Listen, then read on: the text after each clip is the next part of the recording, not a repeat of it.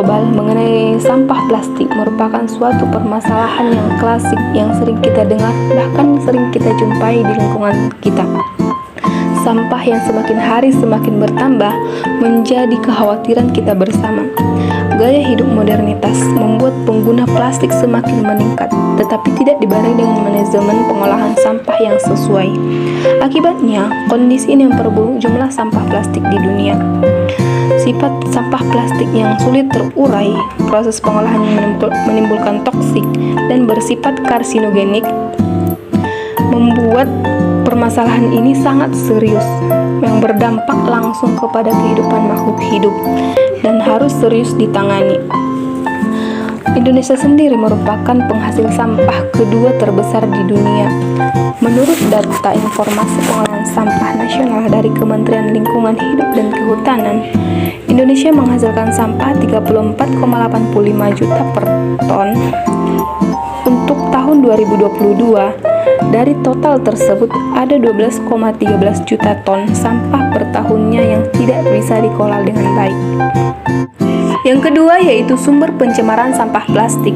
Sumber pencemaran sampah plastik yaitu yang pertama limbah rumah tangga. Limbah rumah tangga merupakan penyumbang sampah paling banyak karena berasal dari kegiatan sehari-hari seperti limbah sisa makanan, sampah sayuran, sampah plastik, dan limbah-limbah lainnya. Yang kedua yaitu pasar tradisional.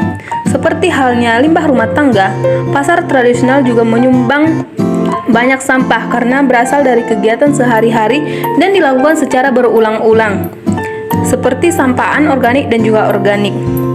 Yang ketiga itu pusat perniagaan, seperti perkantoran, sekolah, dan juga perumahan. Sampah yang dihasilkan di perkantoran yaitu seperti kertas, buku, dan juga sampah plastik lainnya. Selanjutnya itu dampak pencemaran sampah plastik. Yang pertama yaitu dampaknya banjir.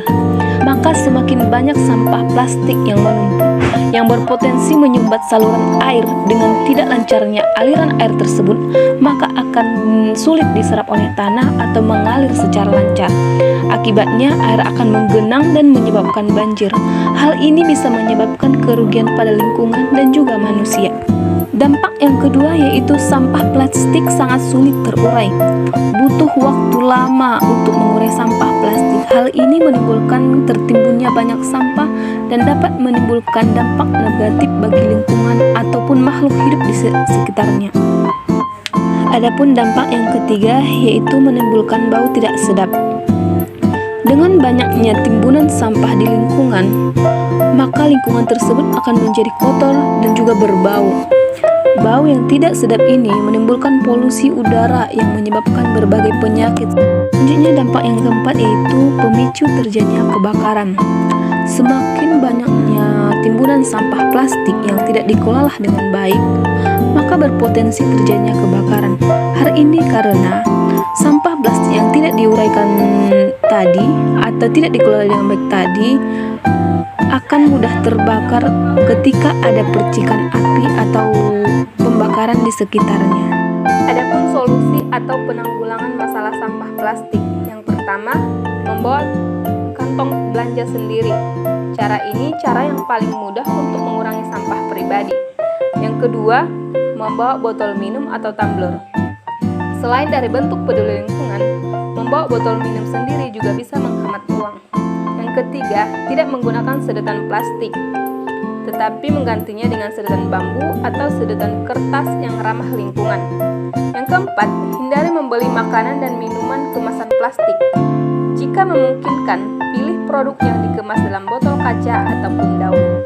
Yang kelima, daur ulang sampah plastik. Memang tidak semua sampah bisa didaur ulang, namun ada beberapa sampah seperti botol ataupun sampah plastik bisa dijadikan hiasan atau barang berguna lainnya. Jadi kesimpulan dari materi kami, sampah plastik